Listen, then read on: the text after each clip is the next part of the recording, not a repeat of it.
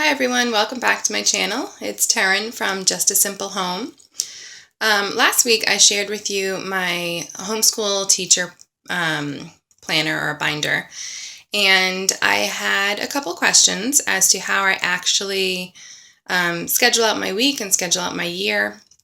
I had shared some printables with you that I made and some others that I found online, and people were curious, so I thought I would do a quick little video to give you a little bit more details about how I plan our week and how I plan our school year, in hopes that it will help you plan yours. So this is my teacher binder, like I shared last week, and I'm just going to be sharing a couple things here. I showed you last week in that video that I have a checklist for each one of my students. I have, in case you didn't see that, I have an 8th grader, a 6th grader, a 3rd grader, 1st grader, a preschooler, and a toddler this year. My son, he's in 8th grade. He will be doing Sunlight this year. So I do not have a separate checklist for him. He has his own provided by Sunlight. Everything is laid out for me, thankfully. So I'm just going to show you my girls' checklist, 6th grade, 3rd grade, and 1st grade. I keep these checklists just on a little board. What are they called? Clipboard. There we go. Clipboard in our schoolroom, and they are laminated, and the girls can just grab them each day and use a dry erase marker to just kind of mark off their place as they finish their work. And then they just wipe it down at the end of each school day. So let's see. So this is my 6th graders chart. These here, I just blocked out their names. So the charts for my children are pretty similar. Each day we all start, the whole family starts with breakfast and chores. And I am going to share a separate video as far as my cleaning routine, my homemaking routine with you in the next couple weeks. Just for now, know that we all do chores at the same time, and that is me included. Usually I have like my 2-year-old and my 4-year-old working with me, but I have my own separate chore list, and each of my children have their chore list. So that's how we start each morning. And then they do their Bible time. That's separate. I really don't choose their what they read in their Bible. It's more of just a personal thing that I think. And then everybody starts with math. And then you'll see that we go into our morning time around 10 o'clock. Now, I do have times in these schedules. I debated putting times in this year.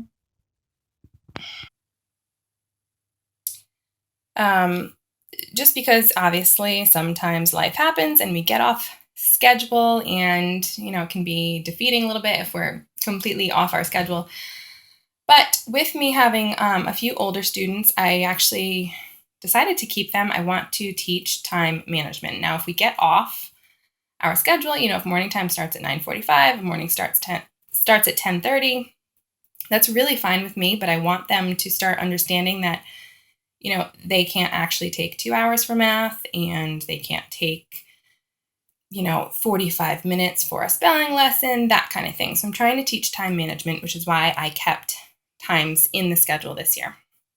So morning time, I will probably be sharing a separate video for morning time, but this is about an hour in our morning where we're all together. We do our hymns, we do our memory work. You'll see we have Shakespeare that we read aloud.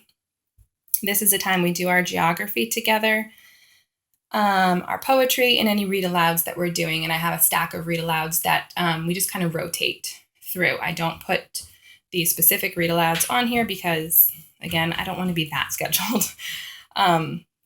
So we love this. This isn't done in our schoolroom. This is done normally in our living room on couches, and we all just kind of cuddle and just enjoy it. It teaches really a love for learning, I think, and it sets our morning up well. So then, after morning time, we go into either science or history, depending on the day. Again, that's all done together. And then after that, we have, I believe, let me see, for the other girls' chart. So this is my 6th grader. who obviously has more work. I believe, yes, so for each child, we're doing Institute for Excellence in Writing this year, and I did talk about that in another video. So we do writing all together, which is why I have that scheduled there. And then after that, this is my 6th grader. She is doing independent reading right before lunch, as is my 3rd grader. And then my 1st grader will be doing reading and spelling and a little bit of writing with me for Institute for Excellence in Writing. So she is with us, at about 11:20 or so doing the writing. But she's going to be more listening in on this because this isn't really her writing time. This is more her time, and I will be one-on-one while the other kids are doing independent reading. So then after lunch, since I'm on this 1st grader's thing, after lunch, she's pretty free. She's going to play. She's going to have free time. We will have art where everybody can come together and do art. And this is my 3rd grader. Sorry if this is a little bit confusing. So the difference in my 3rd grader and my 1st grader, she has spelling and she'll have handwriting and some more independent reading after lunch, and then she's all set. And then my 6th grader is similar. She'll have lunch, spelling or art. She'll have handwriting or reading. I gave her some time to finish her work just because she does have a bigger workload being in 6th grade. So she may need it, she may not. I'm assuming most days she's not going to need it. She's usually pretty on top of her work and she finishes on time and everything, but just in case she needs the extra time. Then at 3, we all do afternoon chores. And that's it. That's when our school day officially ends. Although, honestly, I anticipate being done around 2 each day, if not earlier. So that is our weekly schedule. I left the afternoons pretty free. My 1st grader's done. My 3rd and my 6th grader, they're pretty independent in the afternoon. And that is because I will be working with my 8th grade son. He's doing Sunlight, and he will have a few things that he wants to do with me. So I left the afternoon pretty much free so that I can work one-on-one with him while my younger ones go down for a nap. So that is pretty much our weekly schedule. It's not too complicated. I tried to vary the things that they are doing with me and they are doing independently. And then, if I'm working with my 1st grader, then ideally my 6th grader and my 3rd grader this is 3rd grade, will be working independently. So, and then I will obviously be throwing preschool in the mix, which I haven't shared the preschoolers video yet, but that is coming this week. So you'll see how that fits in. And then one last look. This is my 1st grader. So it's pretty simple. Like I said, I kept the times, but if we vary on the times, no big deal. So now I'm going to show you how I plan out our homeschool year. This sheet, you've probably seen this. This is from Tina's Dynamic Homeschool Plus. I can link that below for you. Every year I try to make my own like this, but this is just an amazing printable that she offers, and I love it, and I use it every year, and why change it? So, all right. First thing is, so her worksheet, her printable, you can see that it goes through the entire year. She's got all 12 months listed. Then down here, she has a little key for you. If you decide to use it, your total days, your goal, whether you achieve that goal, first day of school, last day of school, holidays, quarters, things like that. Then you go through each month and you plan your days and your weeks that you will be in school throughout the year. So you will notice August 7th. This is our first day of school this year. Normally I start in July, but we had some life stuff happening in July, so we're starting a little bit later this year. Highlighted in yellow are the days that I plan on being in school. And then you'll notice I have 19 days of school planned for August. Go over to September. Again, yellow means we're in school. This means we're taking a break. I just figured after 6 weeks of school, we will have a week off.